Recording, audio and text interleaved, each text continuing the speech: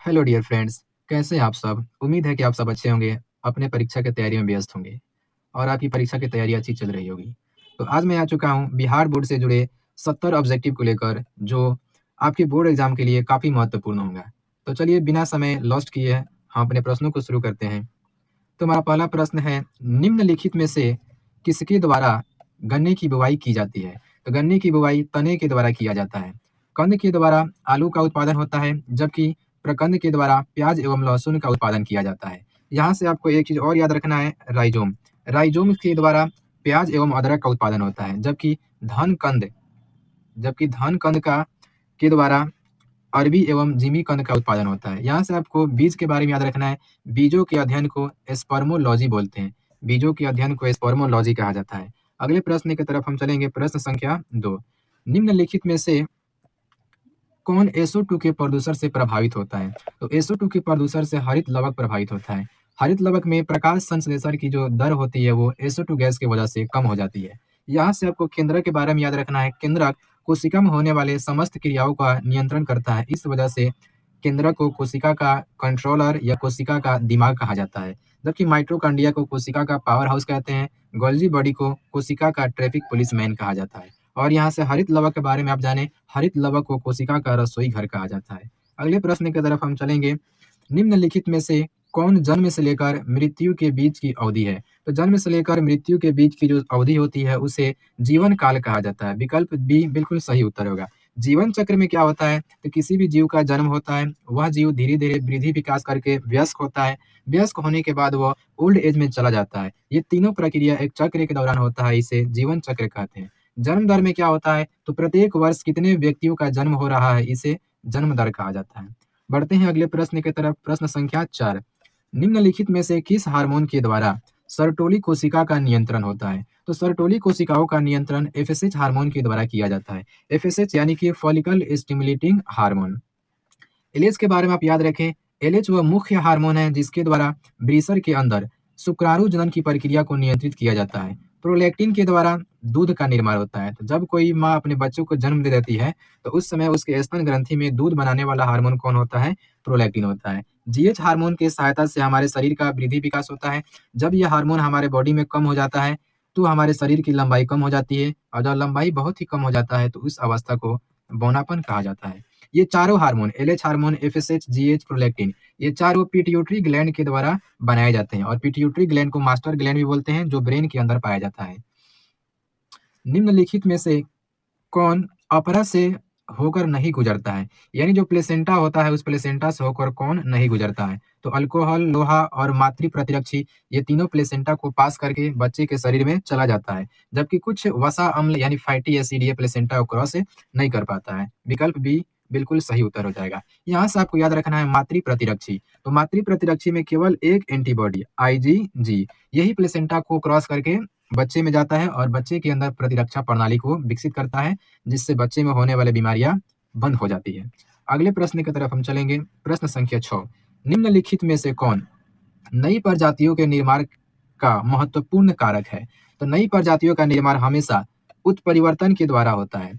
उत्परिवर्तनवाद का सिद्धांत किसके द्वारा दिया गया था? तो ह्यूगो डी ब्रीज नाम का वैज्ञानिक था, उसी ने उत्परिवर्तनवाद के बारे में बताया था। उत्परिवर्तन का मतलब होता है क्या है?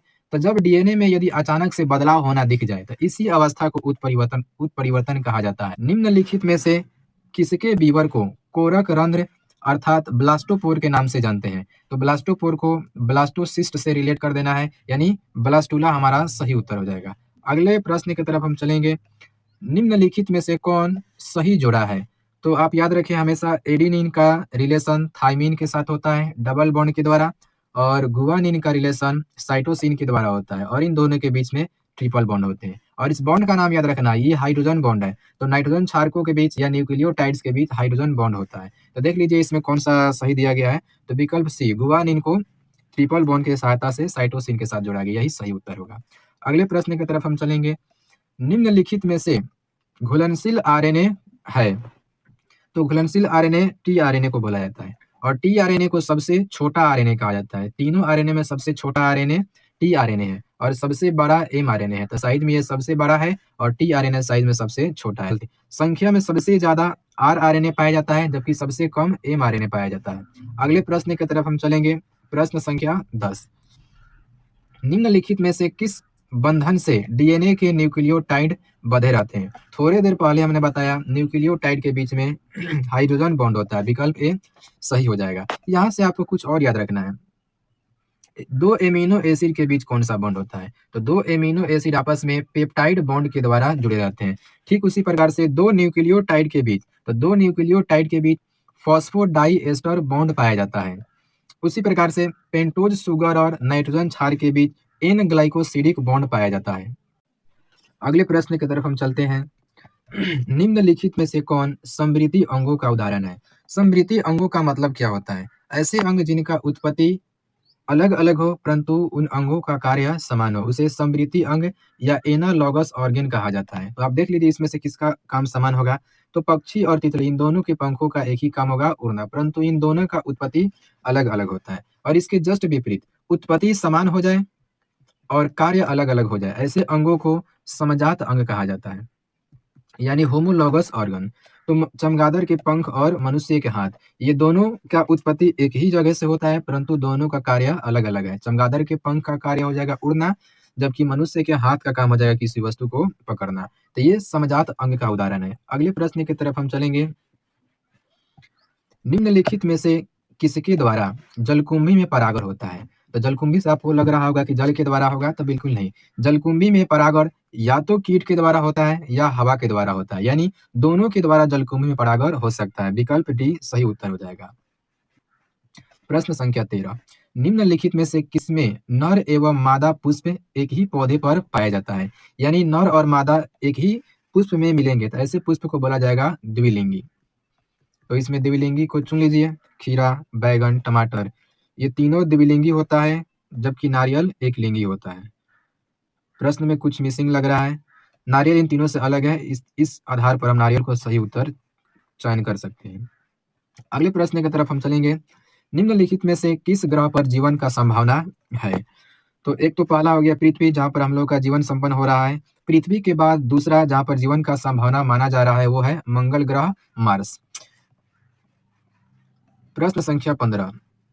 निम्नलिखित में से कौन पोमीकल्चर से संबंधित है? तो पोमीकल्चर से संबंध रखता है फल। फूल में फ्लोरिकल्चर का संबंध है, यानी फ्लोरिकल्चर का मतलब होता है फूल का उत्पादन। रेशम सेरीकल्चर से संबंधित है, सेरीकल्चर। और सब्जी ओलेरीकल्चर से संबंधित है। यहाँ से आपको दो चीज और याद रखना है। जैसे एक हो गया एपीकल्चर, तो एपीकल्चर में मधुमक्खी का उत्पादन किया जाता है जिससे शहद वहद प्राप्त होता है। और फिशिकल्चर में मछली का उत्पादन किया जाता है। अगले प्रश्न की तरफ बढ़ते हैं। प्रश्न संख्या 16। निम्नलिखित में से कौन पारिस्थितिक तंत्र के जैविक घटक है? तो पारिस्थितिक तंत्र के जैविक घटक कौन हो जाएगा? उत्पादक हो जाएगा।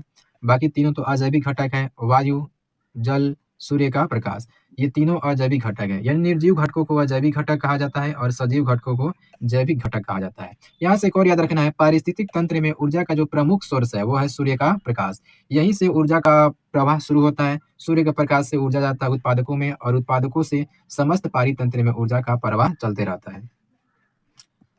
निम्नलिखित में से कौन समुद्री मछली है? तो कतला, मांगुर और सिंधी, ये तीनों देसी प्रजाति की मछली है। हिल्सा ये समुद्री जल में पाए जाने वाला मछली है। प्रश्न संख्या 18। निम्नलिखित में से कौन कुनैन का स्रोत है? तो कुनैन का स्रोत सिनकोना है। सिनकोना के छाल से ही कुनैन दवा बनाया जाता है और कुनैन का इस्तेमाल मलेरिया के इलाज में किया जाता है। कुनैन दवा का इस्तेमाल मलेरिया के इलाज में किया जाता है। अगला प्रश्न है, काष्ठीय अवरोही लताएं कहाँ पाई जाती है? तो काष्ठीय अवरोही लताएं उष्णकटिबंधीय वर्षा वन में पाया जाता है। प्रश्न संख्या 20। निम्नलिखित में से किसका प्रयोग फसली पौधों में उत्परिवर्तन के लिए किया जाता है? तो फसली पौधों में उत्परिवर्तन के लिए गामा किरण का इस्तेमाल किया जाता है। गामा किरण का इस्तेमाल एक जगह और किया जाता है। आप जानते होंगे कैंसर के इलाज में रेडियोथेरेपी चलता है। तो रेडियोथेरेपी में कोबाल्ट 60 का जो रेडिएशन डाला जाता है उस रेडिएशन में गामा किरण का इस्तेमाल किया जाता है। अगले प्रश्न की तरफ हम चलेंगे। निम्नलिखित में से ट्यूबर के द्वारा किसमें कायिक प्रवर्धन होता है? तो ट्यूबर के द्वारा किसमें होता है? आलू में होता है। लहसुन में बताइए कि बल्ब के द्वारा होता है। आम का वैज्ञानिक नाम आपको यहाँ से याद रखना है। आम का वैज्ञानिक नाम मैंजीफेरा इंडिका होता है। आम का वैज्ञानिक नाम मैंजीफेरा इंडिका होता है। अगला प्रश्न है, निम्नलिखित में से किस पद का प्रयोग किसी निश्चित क्षेत्र में पाए जाने वाले जनसंख्या के लिए किया जाता है? तो किसी निश्चित क्षेत्र में पाए जाने वाले जनसंख्या के लिए स्थानीय वर्ड का इस्तेमाल किया जाता है। स्थानीय यानी कि इंडेमिक। और महामारी का अर्थ क्या होता है? तो जब कोई एक बीमारी पूरे विश्व स्तर पर फैल जाता है, इसे महामारी कहा जाता है। बीते कुछ समय में कोरोना का महामारी आप लोगों ने देखा ही होगा। बढ़ते हैं अगले प्रश्न में। निम्नलिखित में से कौन सहप्रभाविता अर्थात कोडोमिनेंस में F2 संतति के लिए प्रारूपिक अनुपात को दर्शाता है? यानी कि यहाँ से फिनोटाइप पूछा जा रहा है। तो कोडोमिनेंस के लिए F2 जनरेशन में फिनोटाइप 1:2:1 होता है। और ये मोनो हाइब्रिड क्रॉस के लिए फिनोटाइप है। और 1:2:1 ये मोनो हाइब्रिड क्रॉस के लिए ही जीनोटाइप है। और यहाँ से 1:1 क्या है? तो 1:1 मोनो हाइब्रिड क्रॉस में टेस्ट क्रॉस के लिए ये जीनोटाइप है। बढ़ते हैं अगले क्वेश्चन की तरफ। निम्नलिखित में से कौन डीएनए द्वारा आरएनए के निर्माण से संबंधित है? यानी डीएनए से जो आरएनए बनता है, इस प्रक्रिया को क्या कहते हैं? तो डीएनए से आरएनए का निर्माण ट्रांसक्रिप्शन कहलाता है। बी विकल्प बिल्कुल सही हो जाएगा। यदि इस प्रक्रिया को विपरीत कर दिया जाए, आरएनए से डीएनए बनाया जाए, तो इस प्रक्रिया को रिवर्स ट्रांसक्रिप्शन कहते हैं। और ट्रांसलेशन क्या होता है? तो आरएनए से जब प्रोटीन बनाया जाता है, आरएनए से जब प्रोटीन बना लिया जाता है, तो इस प्रक्रिया को ट्रांसलेशन कहते हैं। और रेप्लिकेशन का अर्थ क्या होता है? तो एक डीएनए से जब हम 2 डीएनए को बना लें, तो इस चीज को रेप्लिकेशन कहा जाता है। अगला प्रश्न है प्रश्न संख्या 25। निम्नलिखित में से कौन मलेरिया का रोगजनक है? तो मलेरिया का रोगजनक कौन है? प्लाज्मोडियम है। जब मादा एनाफ्रीज मच्छर हम लोगों को काटती है, तो अपने लार के माध्यम से हमारे ब्लड में प्लाज्मोडियम को छोड़ जाती है, जिसकी वजह से मलेरिया नाम का बुखार हो जाता है। मादा एनाफ्रीज मलेरिया के लिए रोग वाहक का काम करता है, रोग वाहक। और प्लाज्मोडियम मलेरिया का रोगजनक है। दोनों में फर्क है। रोग वाहक बीमारियों को ढोने का काम करता है, जबकि रोगजनक बीमारी को जन्म देता है। यहाँ से वाउचेरिया बैनक्राफ्टी, इसके वजह से ये एक हेलमिंथ है, इसके वजह से हमारे शरीर में हाथी पांव नाम का बीमारी होता है। हाथी पांव को फाइलेरियोसिस भी कहा जाता है। इसमें पैर फूलकर हाथी के पांव के जैसा हो जाता है। और ये सेक्रोमाइसिस, ये ईस्ट का वैज्ञानिक नाम है, सेक्रोमाइसिस सेरिवेसी। प्रश्न संख्या 26। निम्नलिखित में से किसके द्वारा सर्वाधिक सौर ऊर्जा का अवशोषण किया जाता है? तो सबसे ज्यादा सौर ऊर्जा का अवशोषण कौन करता है? तो शैवाल करता है। अगले प्रश्न की तरफ हम बढ़ेंगे। निम्न में से कौन सा तत्व क्लोरोफिल के पोरफोरिन वलय के मध्य में होता है? तो क्लोरोफिल में मैग्नीशियम होता है, ये आपको आइडिया होगा। तांबा से आपको याद रखना है, मानव के द्वारा सबसे पहले प्रयोग में लाए जाने वाला तत्व तांबा ही है। और लोहा, ये हमारे ब्लड में पाया जाता है। और किस अवस्था में पाया जाएगा? तो Fe+2। अगले प्रश्न की तरफ हम बढ़ेंगे। प्रश्न संख्या 23। निम्नलिखित में से किस पौधे में फॉस्फोइनॉल पाइरुवेट CO2 का संग्राहक है? विकल्प बी सही हो जाएगा, C4। नग्न बीजी एंडोस्पर्म की प्रकृति क्या होती है? तो जो नग्न बीजी होते हैं उसमें एंडोस्पर्म हैप्लॉइड यानी कि अगुणित हो जाता है। और जो आवृत्ति बीज होते हैं, यानी कि जिनके बीज खुले नहीं रहते हैं, बंद रहते हैं, ऐसे बीजों में या पुष्पों में एंडोस्पर्म त्रिगुणित होता है, यानी ट्रिप्लाइड होता है, 3N होता है। निम्नलिखित में से कौन तनाव या स्ट्रेस हार्मोन है? तो स्ट्रेस हार्मोन एब्सिसिक एसिड है। इथाइलिन से याद रखना है कि यह हार्मोन फलों को प्राकृतिक तरीके से पकाता है, जबकि फलों को आर्टिफिशियल तरीके से पकाने का काम एसिटाइलिन गैस करता है, जिसे कार्बाइड भी कहा जाता है।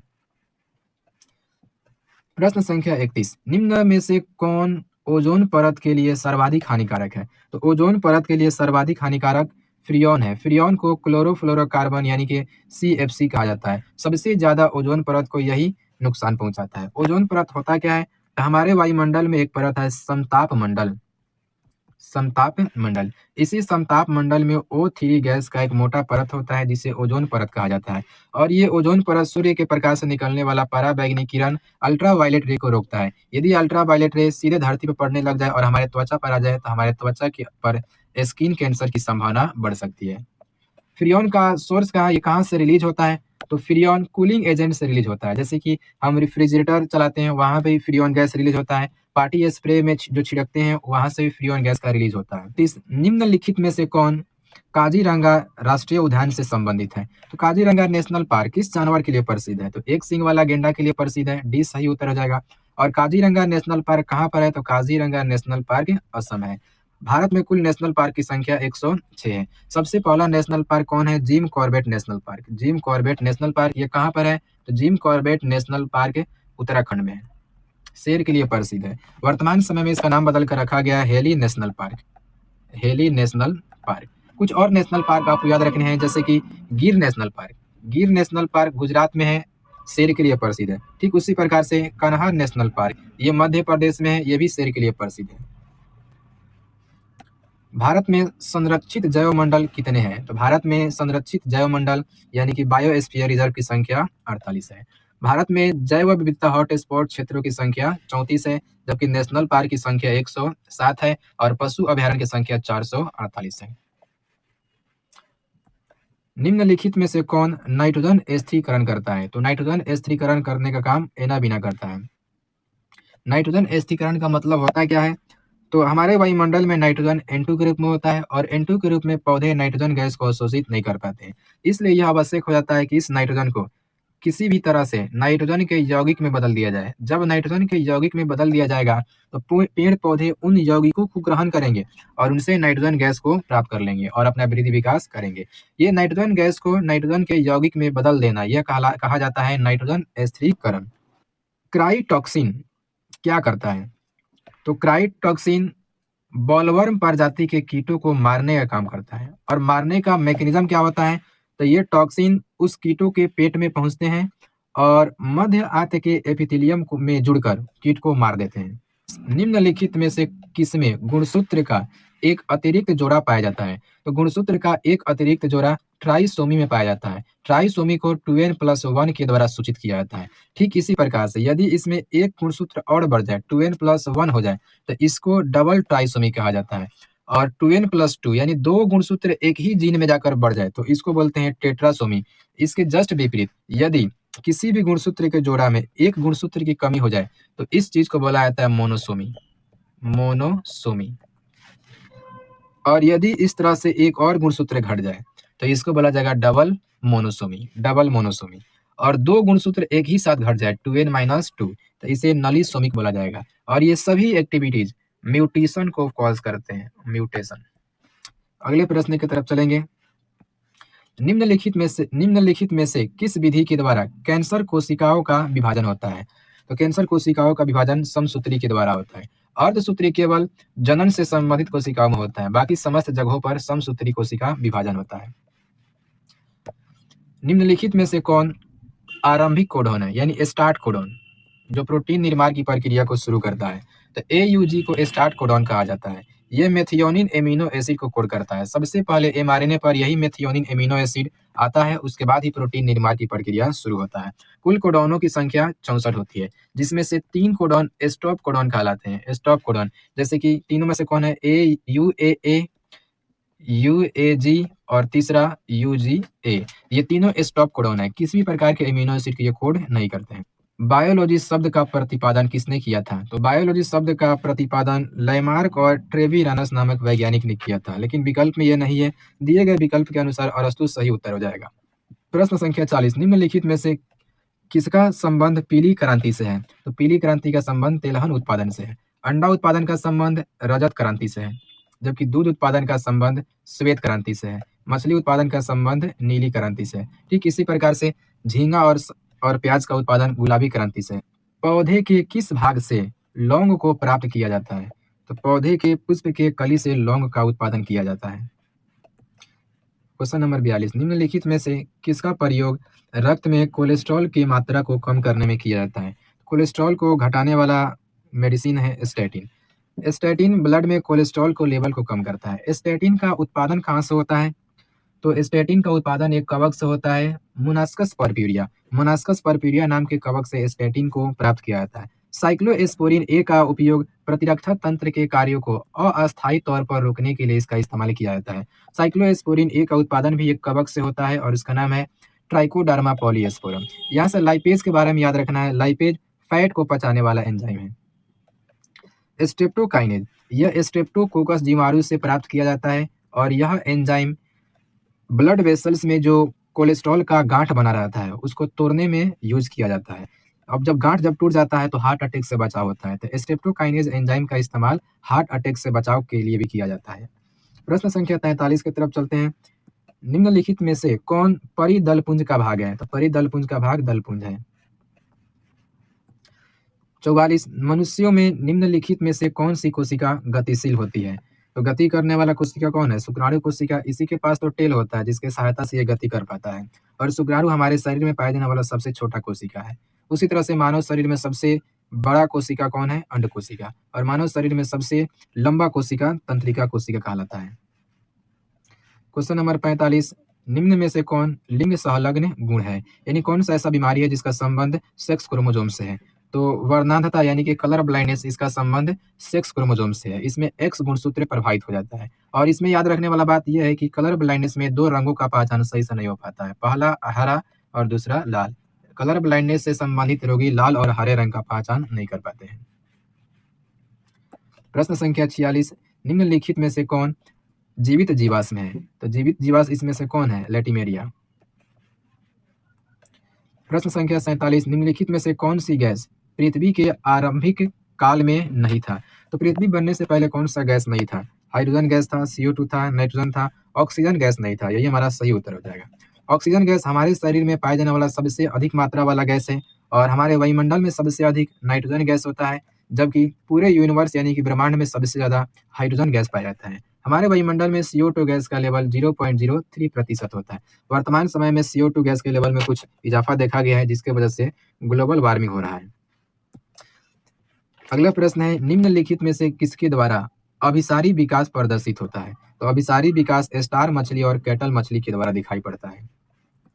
49 निम्नलिखित में से कौन एटाविज्म का उदाहरण है?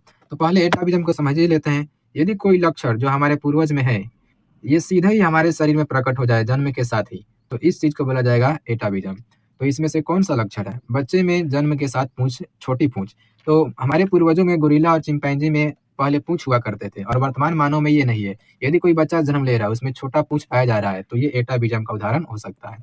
मैंग्रोव वनस्पतियां कहाँ पाई जाती है? तो सुंदर वन में मैंग्रोव वनस्पतियां पाई जाती है। सुंदर वन कहाँ पर है? तो पश्चिम बंगाल में है। वेस्ट बंगाल में सुंदर वन पाए जाते हैं। यहाँ से पश्चिमी घाट के बारे में याद रखना है।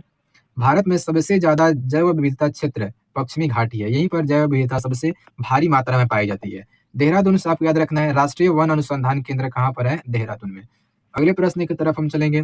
निम्नलिखित में से द्वितीय अनुक्रमण कहाँ होता है? तो द्वितीय अनुक्रमण उजड़े हुए वनों में होता है और चट्टानों पर प्राथमिक अनुक्रमण होता है। निम्नलिखित में से कौन उत्कृष्ट जैव उर्वरक है? तो एजोला इसमें से उत्कृष्ट यानी कि एक्सीलेंट बायो फर्टिलाइजर है। ये धान की खेती को करीब 50% तक बढ़ा देता है। क्वेश्चन नंबर 53 निम्नलिखित में से कौन मनुष्य के विकास में महत्वपूर्ण प्रवृत्ति है? सीधी मुद्रा, द्विनेत्री दृष्टि, बढ़ती हुई कपाल क्षमता, ये तीनों मनुष्य के विकास में महत्वपूर्ण योगदान निभाता है। निम्नलिखित में से किस प्रकार का प्रजनन अमीबा में अनुकूल परिस्थिति में होता है? तो अमीबा अनुकूल परिस्थिति यानी फेवरेबल सिचुएशन में द्विखंडन करता है। जब अमीबा प्रतिकूल परिस्थिति में पहुंच जाता है यानी कि लगता है कि अब हमारा अस्तित्व खत्म होने वाला है, तो ऐसी परिस्थिति में अमीबा ज्यादा बच्चे को उत्पन्न करना चाहता है। तो ज्यादा बच्चे किसके द्वारा उत्पन्न होंगे? बहुखंडन के द्वारा। इसमें 2 से ज्यादा संतान का उत्पादन हो जाता है। अगले प्रश्न की तरफ हम चलेंगे। मनुष्यों में शुक्राणु की क्षमता कहाँ विकसित होती है? यानी स्पर्म का कैपेसिटेशन कहाँ पर होता है? तो स्त्री जनन तंत्र में स्पर्म का कैपेसिटेशन होता है। निम्नलिखित में से किसके द्वारा जुड़वे भाइयों का विकास होता है? तो 2 जाइगोट से 2 भाइयों का विकास हो सकता है। निम्नलिखित में से किसके द्वारा विकासशील शुक्राणु पोषण प्राप्त करता है? तो स्पर्म को पोषण प्रदान कराने वाली कोशिका को सर्टोली कोशिका कहा जाता है। सर्टोली कोशिका ब्रीसर के अंदर पाया जाने वाला विशेष प्रकार की कोशिका होती है। लीडिंग सेल के बारे में याद रखना है। लीडिंग कोशिका टेस्टिस के अंदर टेस्टोस्टेरोन हार्मोन का निर्माण करता है और यही टेस्टोस्टेरोन हार्मोन मेल का सेक्स हार्मोन है। निम्नलिखित में से किसने म्यूटॉन सिस्ट्रॉन रेकॉन पद को प्रतिपादित किया था?